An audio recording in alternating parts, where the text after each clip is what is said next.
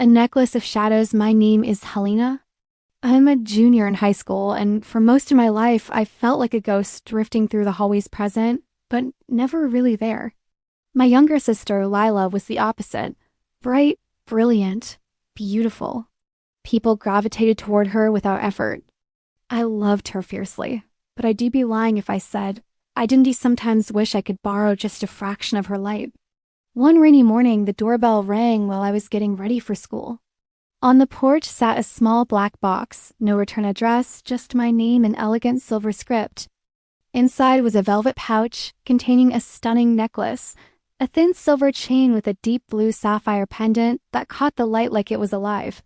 A folded note read, "As long as you wear this, you will be truly seen."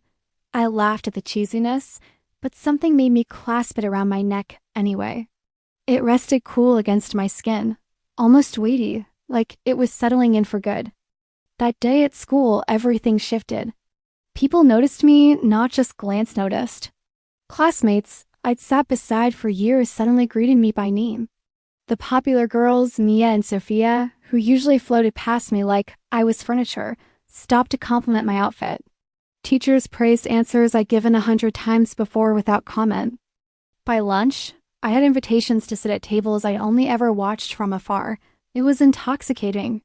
Overnight, my phone lit up with texts and follows. Guys who never looked my way stumbled over compliments. I soaked it in, finally visible after years of fading into the background. But not everyone changed.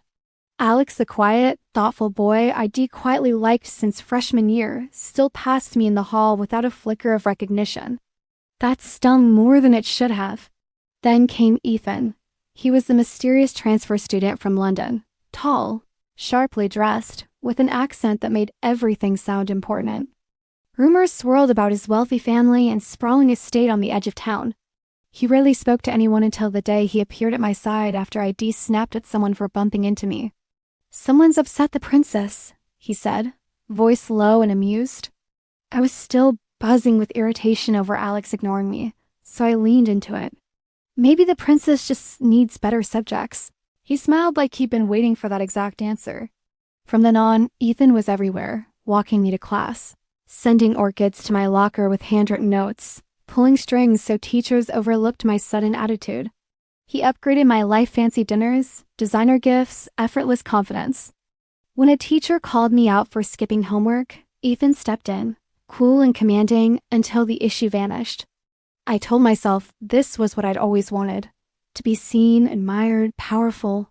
But my sister saw something else. Mila tried to warn me. "That necklace is changing you, Helena. You're becoming someone I don't recognize." I laughed it off.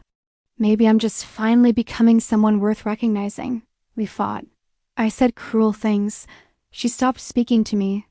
My parents looked at me like I was a stranger wearing their daughter's face. The necklace fed on it all. The more I demanded attention, the more it gave until the attention began to twist. People still watched me, but now with caution. Friends flinched when I spoke. Teachers avoided eye contact. Even Ethan, after I brushed off his jealousy over my lingering glances at Alex, grew colder. One day, he didn't show up at school. Then a week passed. Rumors spread. His family had fled overnight debts, investigations, something scandalous. The mansion was empty. He was gone. For the first time, the necklace felt heavy. People stopped approaching me entirely. They crossed hallways to avoid me. On my birthday, no one spoke to me. Not a single happy birthday. The halls felt too quiet, like the school was holding its breath. I went back to the sender's address, a small occult shop downtown, but the door was locked, windows dark. A sign read closed permanently. I caught my reflection in the glass. The girl staring back had sharp eyes and a mouth that looked ready to sneer. The sapphire glowed against my throat, brighter than ever. I reached to touch it and the chain tightened, just enough to warn me. Panic rose like bile. I tried everything, pulling, cutting, even begging a nurse at urgent care to help. She looked at me with pity, not fear, and asked where my family was. I couldn't answer. That night, I ran through the rain until my lungs burned, and I collapsed on the sidewalk, sobbing. "I don't want it anymore. I screamed at the empty street. I just want to be me again, even if no one sees me. Please. Footsteps approached. I looked up through the rain. Lila stood there, umbrella in hand, eyes soft. I never stopped hoping you'd come back, she said quietly. Even when you pushed me away. Even when you forgot how to be kind. She knelt beside me. You're not evil, Helena. You were just scared of being invisible forever.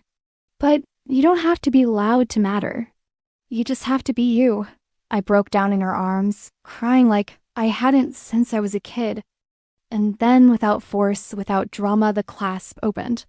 The necklace slipped from my neck and fell into the puddle between us, the sapphire dull and ordinary in the streetlight. Lila hugged me tighter. Welcome home. Being truly seen, I realized, wasn't about everyone watching. It was about the people who stayed even when you turned off the spotlight.